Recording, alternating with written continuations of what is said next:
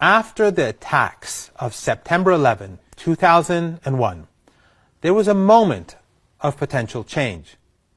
Iran, a victim of Al-Qaeda, publicly condemned the attack. At that time, Iran did not know that in Tel Aviv and Washington there were those with foreknowledge. Iranian diplomats provided intelligence for the U.S. response to the terror attacks.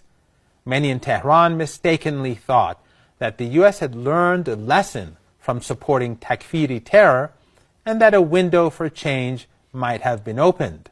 This was swiftly shattered on January 29, 2002.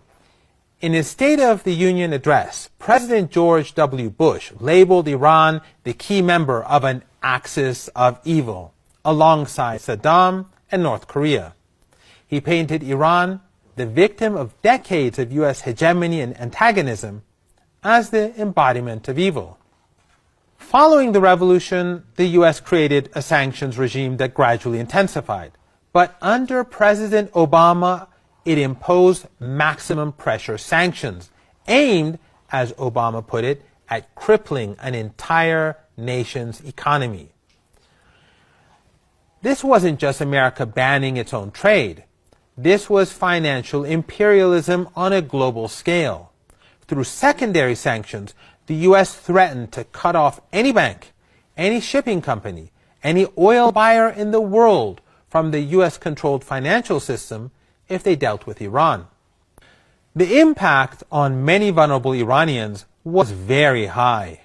High inflation wiped out savings.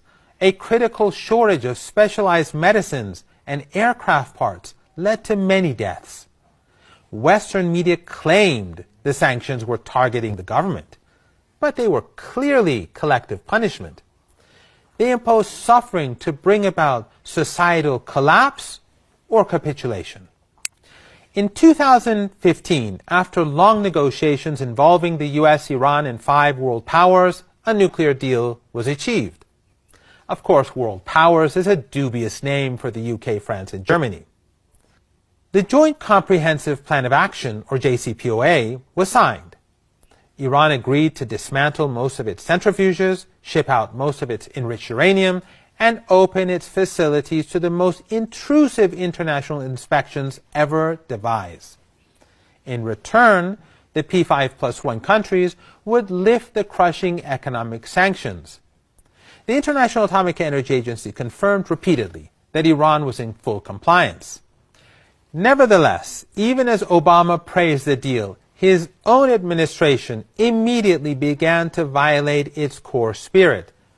The JCPOA required the U.S. to actively facilitate Iran's reintegration into the global economy.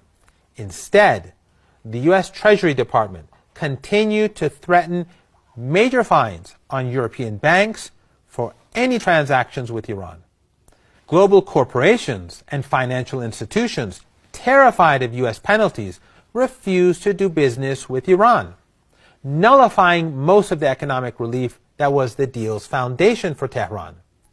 To Iran, this proved that America negotiated in bad faith, using diplomacy not for peace, but as another tool of warfare. The U.S. would sign an agreement, then use its unchallenged financial power to ensure the promised benefits never materialized.